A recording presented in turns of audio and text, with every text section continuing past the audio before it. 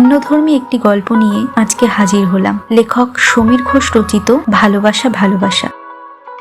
Joydeep office থেকে ফিরছে। বাদিকের বুক পকেটে মোবাইলটা বেজে উঠল। মোবাইলের ডিসপ্লেতে তৃষার মোবাইল নাম্বার। হ্যালো, হ্যাঁ তৃষা। এক্ষুনি একবার আসতে পারবে?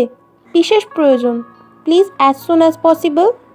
দেরি না করে টু হুইলারটা স্টার্ট দিয়ে জয়দীপ বেরিয়ে পড়ল। যেতে যেতে ভাবছে কি এমন হলো, তৃষার ফ্ল্যাটে পৌঁছে তাকে দেখে তেমন তো বিপন্ন মনে হচ্ছে না, তবে কেন এমন আর্জেন্ট কল? কি ব্যাপার তৃষা? হাসতে হাসতে তৃষার জবাব। কেমন ঠকালাম? জয়দীপ মনে মনে বিরক্ত বোধ করে। তুমি না। খুব হয়েছে মশাই, আর কোনো কথা নয়, যাও আগে বাথরুমে গিয়ে। অনিচ্ছা সত্ত্বেও জয়দীপ বাথরুমে ঢুকল। ডাইনিং টেবিলে খাবার প্লেট সাজিয়ে দিয়ে জয়দীপকে বসতে বলল। তার পাশে তৃষা বসল। তৃষার খামখেয়ালিপনা দেখে জয়দীপ আবিষ্কার করতে চাইছে সে কি চায়। এতক্ষণ আকাশ ছিল মেঘে ঢাকা, এবার শুরু হলো বৃষ্টি। সেই সঙ্গে কালো মেঘের বুক চিরে আলোর ঝলকানি আর তীব্র গর্জন। হঠাৎ জয়দীপকে ধাক্কা দিয়ে তৃষা বলল, আজ আর তোমার বাড়ি ফিরতে হবে না।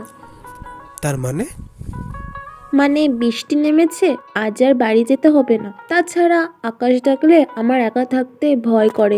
জয়দীপ বুঝতে পারছে এটা তৃষার নিছক একটা বাহানা। এর আগেও তো বৃষ্টি এবং মেঘের গর্জন হয়েছে, তখন তো তৃষা একাই থেকেছে। তুমি বোধহয় ভুল করছো তৃষা। দিব্যেন্দু যদি জানতে পারে তুমি একই ঘরে আমার সঙ্গে রাত কাটিয়েছো। আরে ধ্যাত, তুমি জানো না তোমার প্রতি দিব্যেন্দুর ধারণাটা কত উচ্চ। তোমাকে আমাকে এক খাটে দেখলে। খুনসুটি করে জয়দীপ বলে। ও তাহলে তো আজ। জয়দীপকে চিমটি কেটে তৃষা বলল। খুব শখ। জয়দীপ এখন একটা চেয়ারে বসে সিগারেট টানছে। মাঝে মাঝে শূন্যে ধোয়ার রিং ছাড়ছে। অজস্র প্রশ্ন তাকে ঘিরে ধরেছে। বোধ হয় এইভাবে তার এখানে থেকে যাওয়াটা ঠিক হয়নি। আর তৃষাই বা কেন তাকে? তৃষাও তার মুখোমুখি বসেছে। যুদ্ধ নিয়ে তোমার লেখাটা আজ কাগজে পড়লাম, দারুণ লিখেছো। তৃষার মুখে তার লেখার প্রশংসা শুনে শুনে জয়দীপ অভ্যস্ত হয়ে গেছে, তাই তার নতুন কোনো অনুভূতি হলো না। কেবল ছোট করে বলল, ধন্যবাদ। আচ্ছা জয়দীপ, যুদ্ধ আর কয়দিন চলবে? কোনো ঠিক নেই, কারণ এটা তো কোনো ঘোষিত যুদ্ধ নয়। এটা স্রেফ একটা অস্থিরতা সৃষ্টি করার চক্রান্ত। আর এই চক্রান্তে পাকিস্তানি সেনাদের মদত যোগাচ্ছে কিছু জঙ্গি সংগঠন। ও দেশের সাধারণ জনতা কিন্তু এই ছায়াযুদ্ধের বিপক্ষে। তৃষার সঙ্গে দিব্যেন্দু সম্পর্কের কথা জয়দীপ অনেক পরে জেনেছে। দিব্যেন্দু ইন্ডিয়ান আর্মির সুবেদার। সামনে ফাল্গুন মাসে দিব্যেন্দুর সঙ্গে তৃষার বিয়ে হবে। তৃষার বাড়িতেই তৃষাই সেদিন পরিচয় করিয়ে দিয়েছিল দিব্যেন্দুর সঙ্গে জয়দীপের। জয়দীপ অনেক স্টাডি করেও তৃষার ভূমিকাটা ঠিক বুঝে উঠতে পারেনি। কি করে পারবে? মেয়েদের মন বুঝতে দেবতারাও হার মেনেছে, আর সে তো একজন সাংবাদিক। দিব্যেন্দুর সঙ্গে তৃষার সম্পর্কের কথা জানার পর জয়দীপ অনেক চেষ্টা করেছে তৃষার সঙ্গে দূরত্ব বজায় রেখে চলতে, কিন্তু তৃষা বারবার সেই চেষ্টা ব্যর্থ করে দিয়েছে। জয়দীপ যেন একটা বিনি সুতোর বাঁধনে বাঁধা পড়ে গেছে। অনেক চেষ্টা করেও সে বাঁধন ছিঁড়তে পারেনি। মনের অজান্তে তৃষার প্রতি তার দুর্বলতাটা রয়েই গেছে। একটা দোটানা ভাব সব সময় তাকে ছুটিয়ে বেড়ায়। বুঝতে পারে না তৃষা কেন তাকে এত কাছে টানে, আর সেই বা কেন তৃষার মুখের উপর জবাব দিয়ে বেরিয়ে আসতে পারে না। বন্ধুত্ব? শরীর বাদ দিয়ে কি একজন নারীর সঙ্গে একজন পুরুষের বন্ধুত্ব হয়? দিব্যেন্দু এখন কাশ্মীর সীমান্তে ডিউটিতে যাওয়ার আগে 10 দিনের ছুটিতে এসেছিল। তৃষার ফ্ল্যাটে সেদিন জয়দীপকে দিব্যেন্দু বলেছিল, আরে মশাই, আপনারা সাংবাদিকরা ফলো করে লিখুন না, সেনাবাহিনীকে লাইন অফ কন্ট্রোল ক্রস করার পারমিশনটা দিয়ে দিক। দেখবেন আমাদের জওয়ানরা ওদের সব জঙ্গি শিবির ভেঙে গুড়িয়ে দেবে। সেদিন জম্মুর সেনা ছাউনি থেকে ফোনটা পেয়ে তৃষার সারা শরীর থরথর করে কাঁপছে। সে এখন কি করবে ভাবতে পারছে না। কাঁপা হাতে মোবাইলটা নিয়ে জয়দীপকে ধরল। সেদিন জয়দীপ এসে সারা রাত তৃষাকে নানাভাবে সান্ত্বনা দেবার চেষ্টা করল। পরদিন বিশেষ বিমানে দুজনে জম্মু রওনা হয়ে গেল। শত্রুর গোলাতে ক্ষতবিক্ষত দিব্যেন্দু সেনা হাসপাতালের বেডে শুয়ে আছে। সারা শরীরে ব্যান্ডেজ বাঁধা, মাথার কাছে ঝুলছে স্যালাইনের বোতল, নাকে ঢোকানো আছে অক্সিজেনের নল। তৃষার দাঁড়াতে পারছে না। এ কাকে সে দেখছে? প্রায় হাসপাতালের মেঝে পড়েই যাচ্ছিল। জয়দীপ তাকে সপাটে ধরে ফেলল।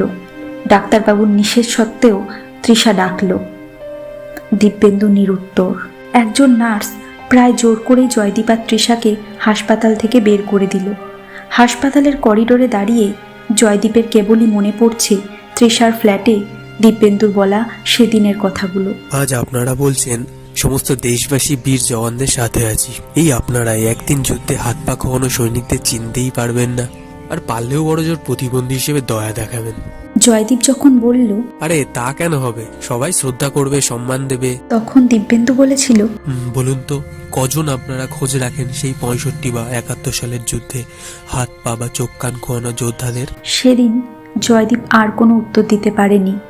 ডাক্তারবাবুদের আপ্রাণ চেষ্টা ব্যর্থ করে দিব্যেন্দুর জীবন নাটকে জবনিকা পড়ল। দিব্যেন্দুর মৃতদেহের উপর মুখ থুবড়ে পড়ে তৃষা কাঁদছে। জয়দীপ যেন স্ট্যাচু। পূর্ণ সামরিক মর্যাদায় দিব্যেন্দুর শেষকৃত্য সম্পন্ন হয়ে গেল। সেদিন সকাল থেকেই ঝিমঝিম বৃষ্টি পড়ছে। জয়দীপ বাড়িতে বসে ভাবছে সে এখন কি করবে। তৃষার সামনে গিয়ে তাকে কি বলে সান্ত্বনা দেবে। হঠাৎ কলিং বেলটা বেজে উঠল। দরজা খুলেই জয়দীপ কেমন এ কি তৃষা?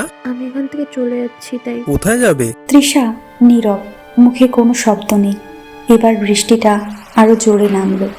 জয়দীপ তৃষার হাতটা ধরে বলল, তাড়াতাড়ি ভিতরে এসো, না হলে ভিজে যাবে। তৃষার থমকে যাওয়া জীবন আবারও হয়তো নতুন করে সাজিয়ে নেবে, কিন্তু দিব্যেন্দুর স্বপ্নগুলো, এরকম হাজারো দিব্যেন্দুর স্বপ্ন অপূর্ণ থেকে যায়। সত্যি, দেশের জন্য যারা নিজেদেরকে উৎসর্গ করে তাদের চাওয়া পাওয়াগুলো মুহূর্তের মধ্যে যেন ধূলিসাৎ হয়ে যায়। আশা করছি প্রতিবারের মতো গল্প শেষে আপনারা আপনাদের মতামতটি দিয়ে যাবেন, আর ভালো লাগলে অবশ্যই লাইক, শেয়ার এবং সাবস্ক্রাইব করে আমার পাশে থাকবেন। ধন্যবাদ।